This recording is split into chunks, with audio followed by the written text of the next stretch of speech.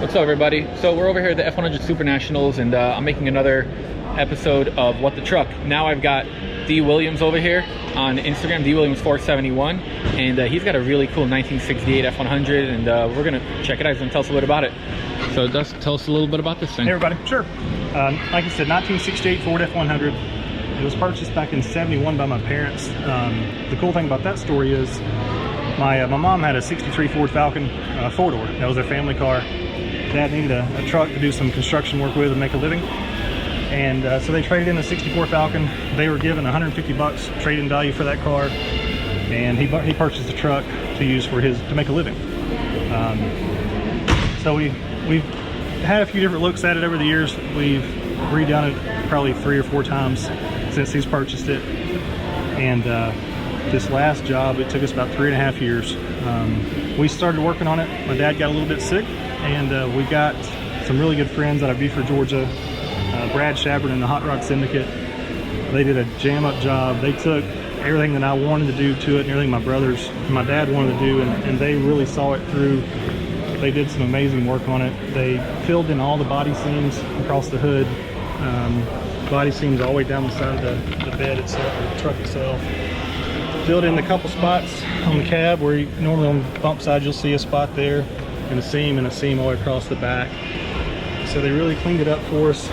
Got rid of the cargo light, all the seams down the side.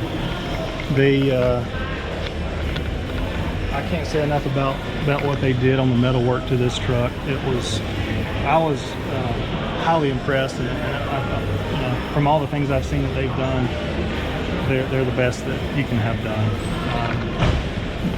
What else did you do to it? What's under the motor? That seems to be a topic of a lot of people that come over here and check out the truck. Yeah, that's kind of a hot topic.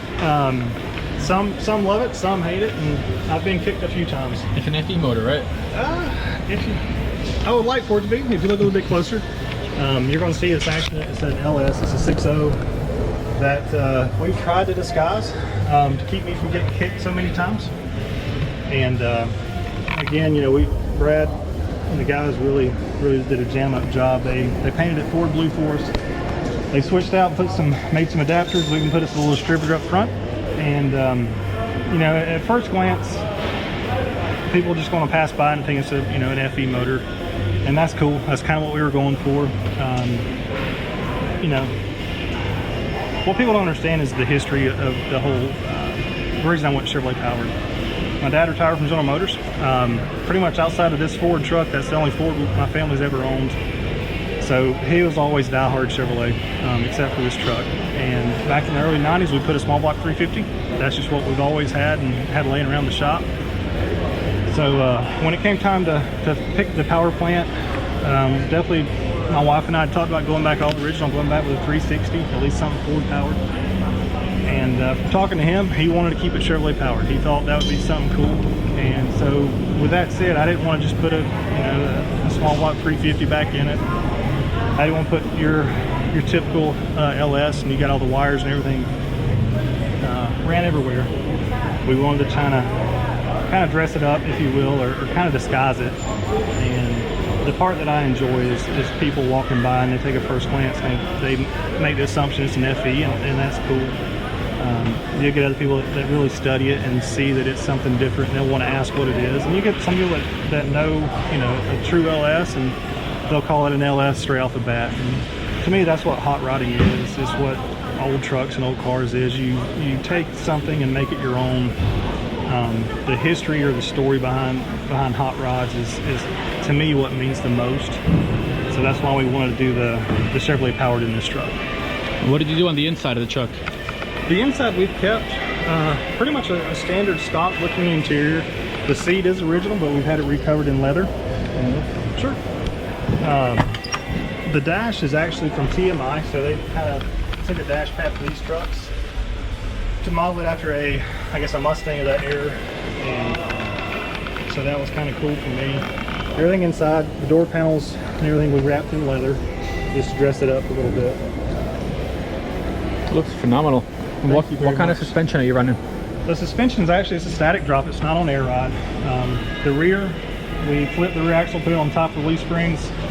And the front perches of the leaf springs, we had to cut them off, flip them upside down, and raise it up to get it this low in the back.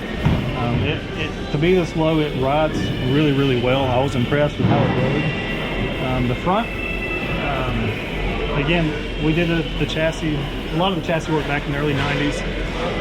The only option that we knew of back then was a Camaro clip. So I think that's what a lot of the guys was doing back then.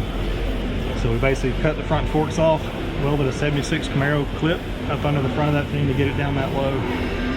And that's what made it sit the way it is. Had we had known back then the other options that would have been available today with, you know, all the guys that make suspension components, we may have waited, because that was a lot of work. But with that said, that was also a lot of memories, a lot of really good times with my two brothers and my dad. So that's really what makes this truck for me, and that's what most of the memories are about, is working on that with them. Sweet. Well, I appreciate you taking the time to show me the truck, and the truck's really nice, and thank you, dude. Absolutely. I'll see you in the next show. Absolutely. Appreciate it, later. guys. I'll catch you guys in the next one.